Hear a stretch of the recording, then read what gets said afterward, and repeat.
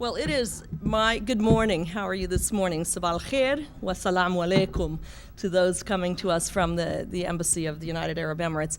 It is a really distinct honor and a privilege for me this morning to introduce to you someone who really needs no introduction, but a dear friend and a very successful, probably one of the most successful ambassadors in Washington, Yousef Al Otaiba, who I have known since 1998 or 99 when I was serving in the United Arab Emirates. And in fact, and here's our age difference, and it's a good one, I first met with his father several times. Yousef, like many of you, comes from a family that has served the nation of the United Arab Emirates. His father was the first oil minister, and in fact was threatened by Saddam Hussein during the Gulf War and prior to the first Gulf War. But Yousef himself is an example. It represents probably to the fullest what the United Arab Emirates is about.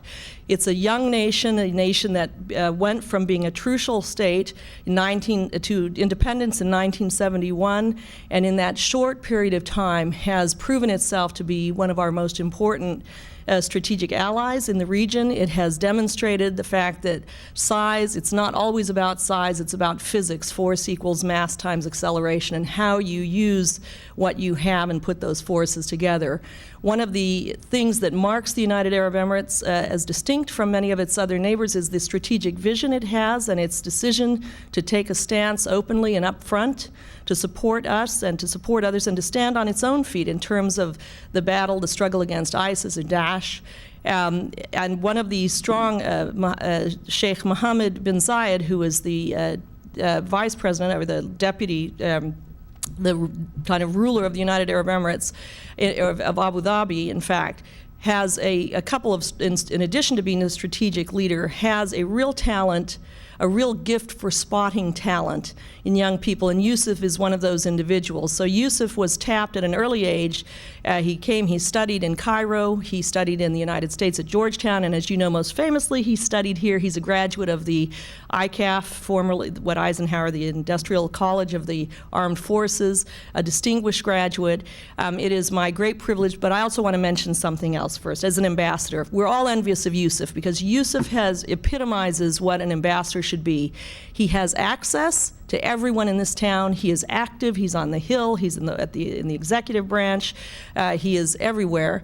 But he doesn't stop there with government. Yousef has reached out. Ambassador Al Otaiba has reached out across America and has helped when there have been times of disaster, whether tornadoes, hurricanes, and in particular, he has reached out and he's been a major supporter of children's hospitals here in the Washington, D.C. area. So everything you want in an ambassador, access, strategic vision, influence, it's Yousef Al Otaiba. We're happy to have him here. Please join me in welcoming him.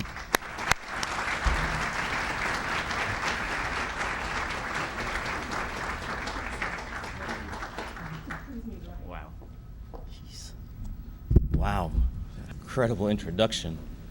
I apologize in advance for letting you down. But Deborah, could you please, when we're finished, rewrite my bio after this? Thank you. Thank you. Thank you very much for having me. And before I say anything, let me just express how humbled and excited at the same time I am to be here.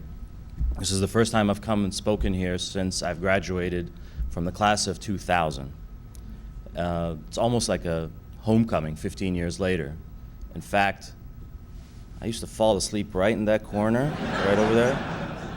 Sorry guys, don't want me to put you on the spot, but I'll speak softly. I had a fantastic year when I was here. I didn't know what to expect. I was relatively young when I came, nervous, intimidated. Everybody here, students, faculty, treated me incredibly well, welcomed me with open arms, and I had an incredible year. But hands down, my single most proudest accomplishment the entire year I was here, given all the regional travel and industry travel, was sweeping national in our soccer competition. We won 2-0, and hands down, nothing compares to that. I'm here today for two reasons. First, I think someone far more important than me canceled on you on short notice, so Deborah could only find me.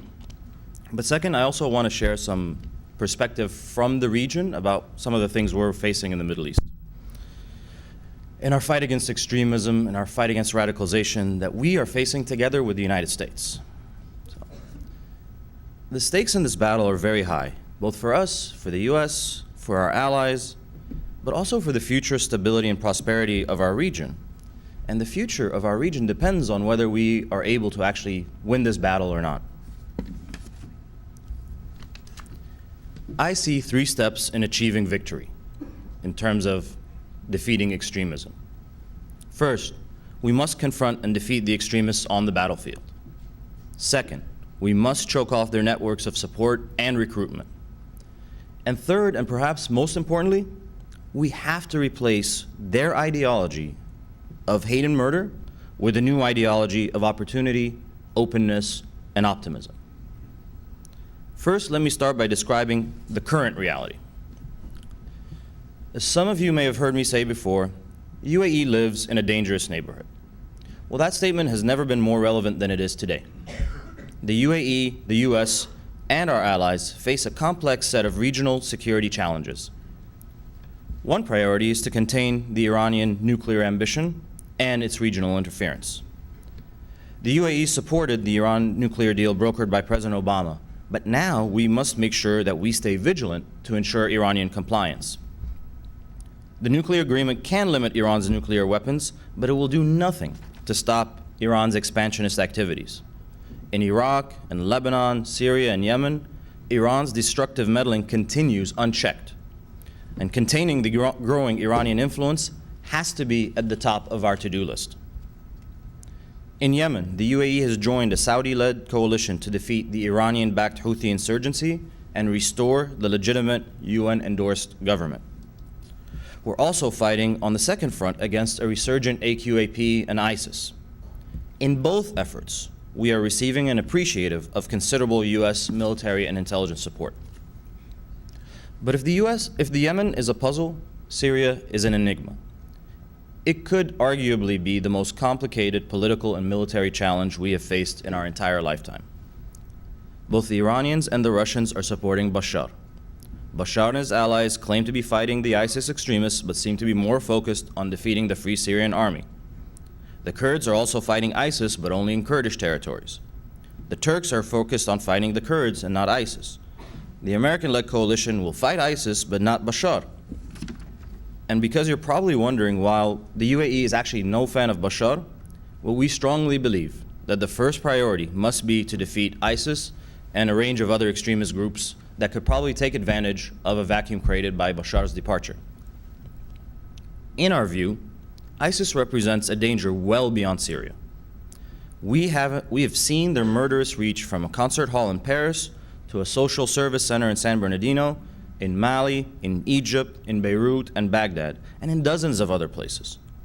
We're experiencing a wave of ISIS-directed and inspired violent extremism that is rocking the Middle East and reaching deep into Europe and now America.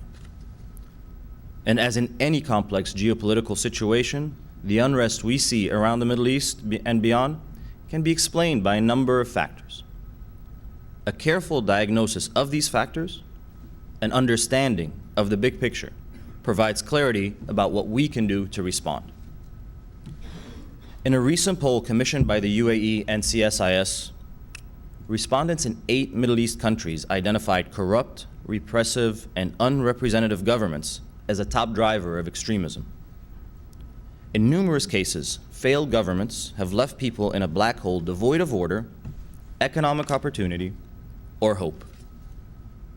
Small and desperate groups peddling an ideology of hatred are attempting to capitalize on the disillusionment felt by many young people in order to enlist them in their destructive efforts.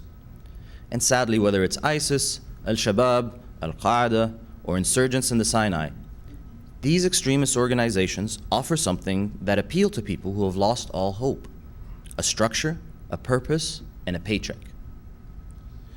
In short, terrorists and regional actors with outsized ambitions are filling a deficit of hope with a doctrine of destruction, a doctrine that is far divorced from the true tenets of Islam. And people joined their ranks because they don't have access to a better alternative. In this context, step one of our approach in defeating extremism, which is the military response, is crucial. We must maintain a united front, grounded in the region and bolstered by support from the US and the rest of our allies. The UAE is proudly the only Arab country to have participated in 6 coalitions with the US over the last 25 years. And in the current campaign against ISIS and other violent extremists, the US, the UAE Air Forces have functioned as a single force. UAE and US pilots have flown joint missions against a common enemy.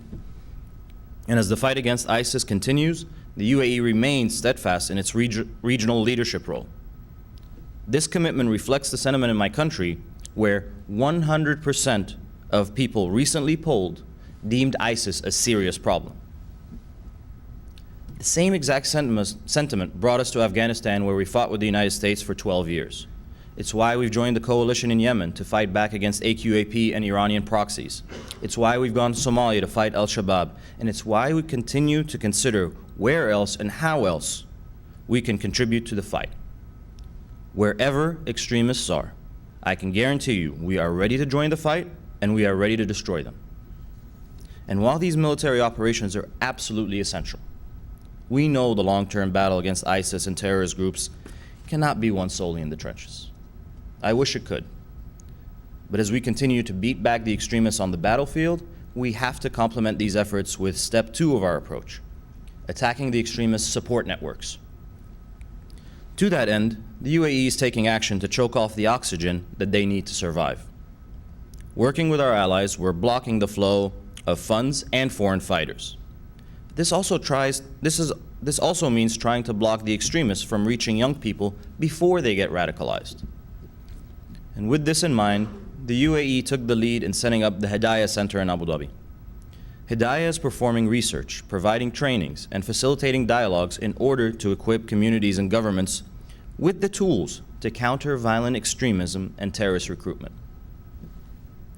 Another new initiative is the Sawab Center, established by the UAE and the United States together in July. Experts at Sawab counter extremist propaganda on social media platforms in both Arabic and in English. One recent Sawab campaign highlighted the brutal stories of ISIS defectors. Another one provided first-hand stories of women and girls who had escaped from the self-described caliphate. The word Sawab in Arabic signifies doing the right thing or being on the right path. And Sawab seeks to do just that by giving a voice to Muslims and others around the world that stand together against extremists in all its forms. Let me be very clear. ISIS is not Islam, and I say that as a proud Muslim. And the war against ISIS is not a war against Islam. It's a battle with a death cult. A death cult that has been hijacking our entire religion to advance an ideology of hate and murder. No amount of bombs, guns, or soldiers are going to win this. We can't bomb our way out of winning extremism. We have to defeat it as an ideology. And to win, it's not enough to describe what we're against. I think it's pretty easy to describe what we're against. It's critical that we define what we are for. And in this struggle of ideas, it must be us Muslims who lead. And as Muslims, the UAE leadership is committed to not only winning the battles of today, but also to chart an alternative path forward. In the UAE, we're trying to offer a vision for young Muslims and the region as an alternative, future-oriented ideology.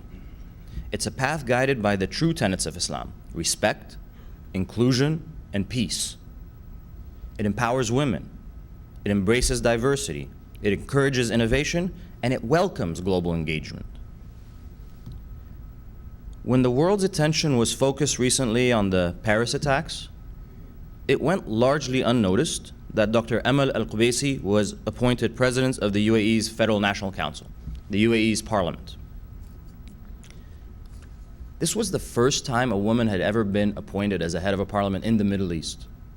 And it drove me crazy that no one picked up on it. The media didn't report it.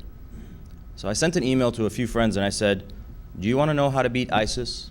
By taking more steps like this. And I got an overwhelmingly positive response. But that's exactly what we need to do. Another event on November 21st that went largely unnoticed was the meeting in Cairo of the Muslim Council of Elders, which strongly condemned the Paris and Mali attacks. This community was established and supported by Emirati leaders, and the council is basically an international body of forward-thinking scholars and experts that is giving a greater voice to moderate Islam, the real Islam. It's modernizing the way Islam is taught in schools, it's developing new training programs for imams, and it's updating Quranic commentaries. Reflecting this commitment to openness and tolerance, the UAE is building a knowledge economy anchored by world-class educational institutions. New York University in Abu Dhabi, for example, has continued to grow as an academic center since it was launched just 5 years ago. It's done a great job of bringing together the brightest students and thought leaders from around the entire world. And out of just 400 graduates so far, from 2 graduating classes, NYU Abu Dhabi has produced 6 Rhodes Scholars.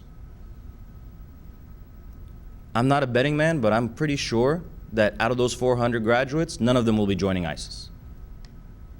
But we're also building an economic engine for the entire region, a place where the free flow of goods, services, people, investment, and ideas lifts the entire Middle East and links it to Africa, Asia, Europe, and of course the Americans. And in doing so, we're already planning for a future that is less dependent on oil. Just 2 weeks ago, the UAE delegation to the climate conference pledged to increase our country's use of clean energy to 24% by 2021. This is a significant step for the UAE, and it's a significant step for any oil exporting country. This will ensure that the country has a diversified economy that can create opportunities for our children and our grandchildren. We will have a sustainable post-hydrocarbon economy driven by innovation, human capital, rule of law, and open trade. And in 2020, Dubai will host the World Expo. Just that expo will expect between 20 and 25 million visitors in 6 months. In 2021, we set a goal to put a probe on planet Mars. That is our version of President Kennedy's moonshot. This is the type of framework for the future that we believe will produce the kinds of opportunities that people in the region dream of. The kinds of opportunities that will sap extremist groups of their staying power, of their narrative. It will encourage kids to pick up books instead of guns. It is this vision and the UAE's hope of a better future that forms the backbone of our relationship with the United States. Our 2 countries share a commitment to creating economic prosperity, an outlook of openness and of tolerance, and a resolve to preserve security and stability in the Middle East and around the world. These common values unite our countries in direct opposition to the extremists. And the proven success of our working relationship is a model for the kind of engagement that will uproot and eliminate the ideology of ISIS and other extremists. Let me share a few examples with you. While the extremists are using their funds to seed destruction, the UAE and the US are united in creating prosperity. UAE ports and airports have helped make my country a global shipping and airline hub, connecting the emerging markets with the West along a 21st century Silk Road. And the US has been a major part of that success. For 6 years running, we have been the largest export market for US goods in the Middle East. Just last year, the US exported $22 billion worth of value of goods. And while the extremists are devoting their energy towards tearing down some of human civilization's greatest treasures, the UAE and the US are united in advancing initiatives that embrace modernity, creativity, and innovation. The largest exhibition of contemporary Emirati art is traveling to galleries in cities around the US right this second. In a few years, the Guggenheim Abu Dhabi will open its doors to art lovers from the Middle East and beyond. And the UAE's Kalima project is translating Western civilization's greatest literary work into Arabic. While the extremists are taking up arms to wreak havoc around the globe, the UAE and the US are united in making the world more secure. Working closely with the US and other international partners, the UAE is demonstrating its commitment to confront, degrade, and eradicate terrorism across the Middle East. In addition to joint military operations, we're also a base for U.S. missions in the region. We are hosting more than 3,000 American military personnel right this moment, and Jebel Ali Port in Dubai is the most frequent port of call for U.S. Navy ships outside of the United States. This collaboration is a testament to the strong bonds that unite our two countries. Fortified by our shared values, we will destroy extremist forces wherever they attempt to take root, from Syria to Yemen to Somalia to every corner of the globe. And while the extremists are pursuing an ideology of hatred and destruction, we are promoting our ideology of openness, opportunity, and optimism. Arab parents, me included, I have a 5-year-old son and a 3-year-old daughter, have to believe that our children's futures and our children's opportunities are going to be better than ours. When I look ahead, I see more Rhodes Scholars and fewer extremist ideologues. I see more female political leaders and fewer suicide bombers. I want to see more job opportunities and fewer terrorist recruits. This is the alternate way forward that the UAE proposes.